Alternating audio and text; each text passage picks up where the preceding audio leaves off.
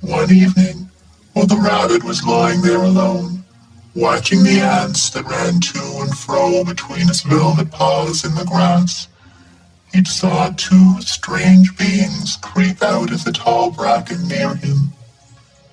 They were two rabbits, like himself, but quite furry and brand new. They must have been very well made, for their seams didn't show at all, and they changed shape in a queer way when they moved. One minute they were long and thin, and the next minute fat and bunchy, instead of always staying the same like he did. Their feet patted softly on the ground, and they crept quite close to him, twitching their noses, while the rabbit stared hard to see which side the clockwork stuck out, for he knew that people who jump generally have something to wind them up, but he couldn't see it. They were evidently a new kind of rabbit altogether. They stared at him, and the little rabbit stared back, and all the time their noses twitched. "Why don't you get up and play with us?" one of them asked. "I don't feel like it," said the rabbit, for he didn't want to explain that he had no clockwork. "Oh," said the furry rabbit, "it's as easy as anything," and he gave a big hop sideways and stood on his hind legs. "I don't believe you can," he said. "I can," said the little rabbit. "I can jump higher than anything." He meant when the boy threw him, but of course he didn't want to say so. "Can you hop on your hind legs?" asked the furry rabbit. That was a dreadful question, for the Velveteen Rabbit had no hind legs at all. The back of him was made all in one piece, like a pincushion. He sat still in the bracken and hoped that the other rabbits wouldn't notice.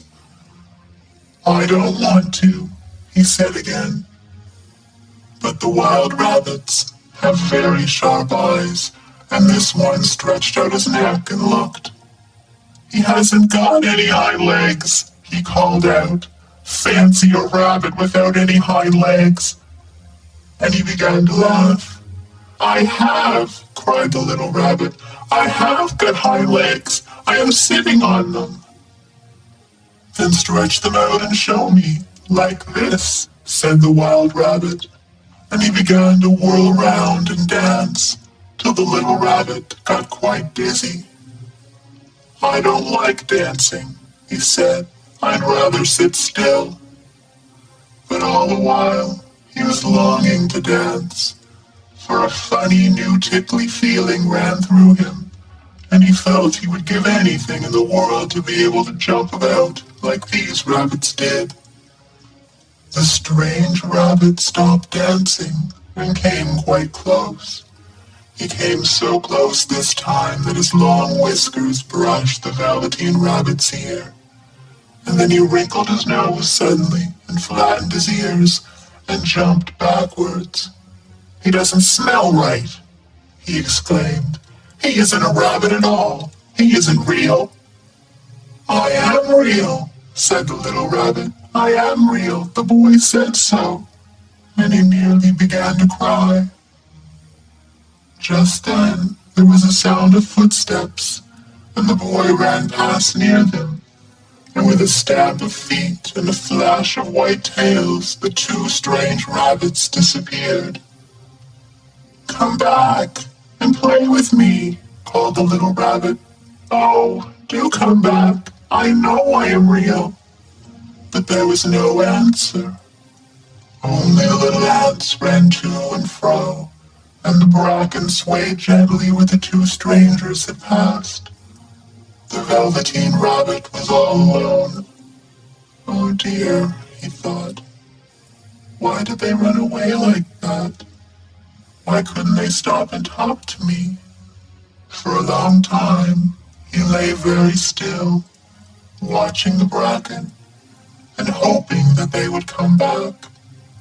But they never returned, and presently the sun sank lower and the little white moths fluttered out, and the boy came and carried him home. Weeks passed, and the little rabbit grew very old and shabby, but the boy loved him just as much. He loved him so hard that he loved all his whiskers off, and the pink lining to his ears turned gray, and his brown spots faded. He even began to lose his shape, and he scarcely looked like a rabbit anymore, except to the boy. To him, he was always beautiful, and that was all that the little rabbit cared about. He didn't mind how he looked to other people, because the nursery magic had made him real, and when you are real, shabbiness doesn't matter. And then, one day, the boy was ill.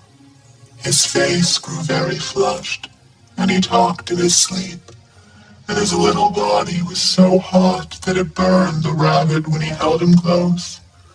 Strange people came and went in the nursery, and a light burned all night, and through it all, the little velveteen rabbit lay there, hidden from sight under the bedclothes, and he never stirred, for he was afraid that if they found him, someone might take him away, and he knew that the boy needed him.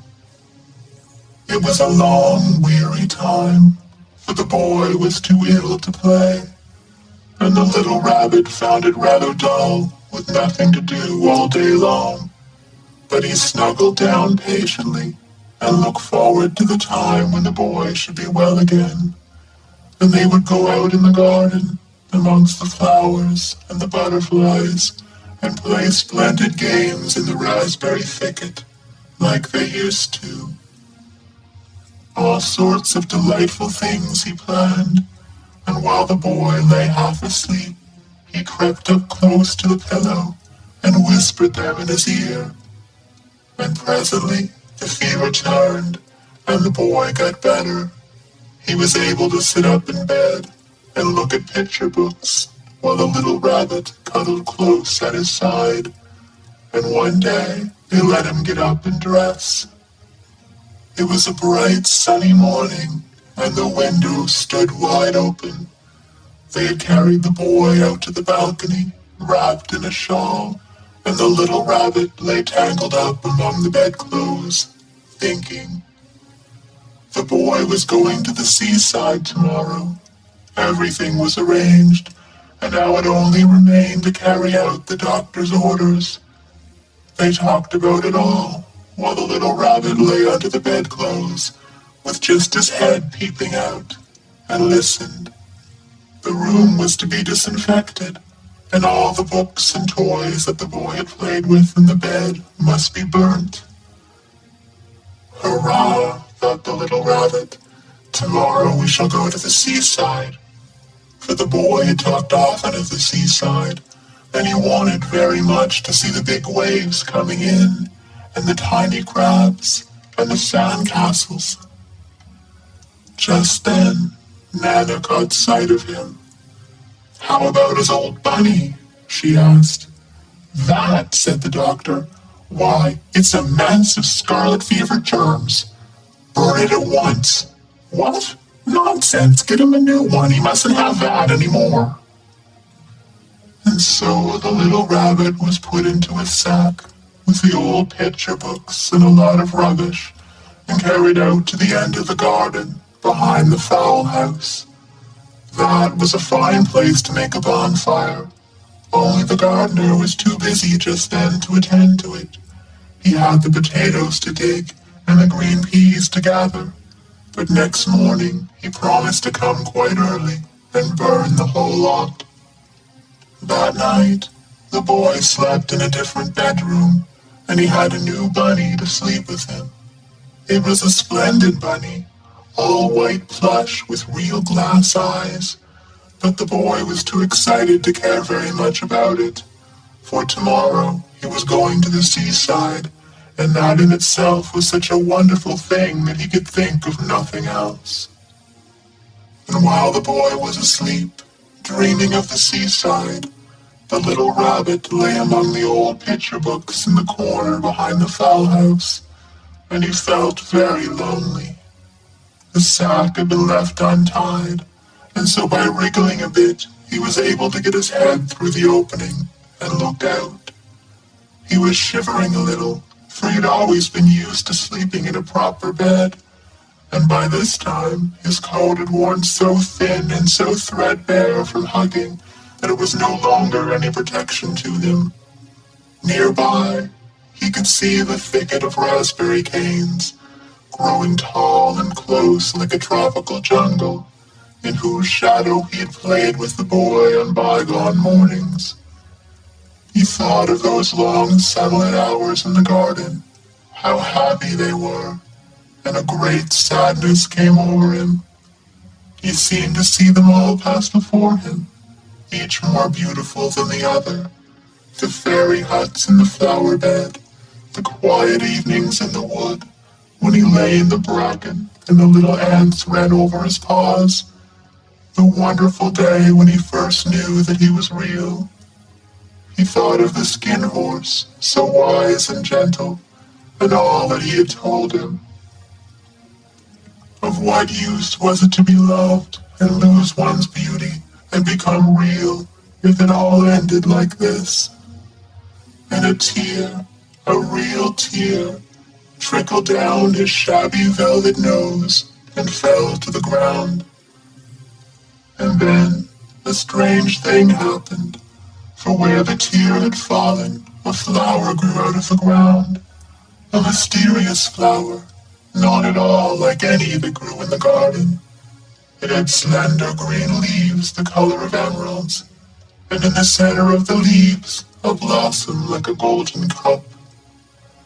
It was so beautiful that the little rabbit forgot to cry, and just lay there, watching it. It was light now, for the moon had risen. All the forest was beautiful, and the fronds of the bracken shone like frosted silver. In the open glade between the tree trunks, the wild rabbits danced, with their shadows on the velvet grass. But the little rabbit sat quite still for a moment, and never moved, for when he saw all the wild rabbits dancing around him, he suddenly remembered about his hind legs, and he didn't want them to see that he was made all in one piece. And he might have sat there a long time, too shy to move, if just then something hadn't tickled his nose, and before he thought what he was doing, he lifted his hind toe to scratch it, and he found that he actually had hind legs. Instead of dingy velveteen, he had brown fur, soft and shiny. His ears twitched by themselves, and his whiskers were so long that they brushed the grass. He gave one leap, and the joy of using those hind legs was so great that he went springing about the turf on them, jumping sideways and whirling round as the others did. He was a real rabbit at last, at home with the other rabbits. Autumn passed, and winter, and in the spring, when the days grew warm and sunny, the boy went out to play in the wood behind the house. And while he was playing, two rabbits crept out from the bracken and peeped at him. One of them was brown all over, but the other had strange markings under his fur, as though long ago he had been spotted, and the spots still showed through. And about his little soft nose and his round black eyes there was something familiar, so that the boy thought to himself, "Why, he looks just like my old bunny. I was lost when I had scarlet fever."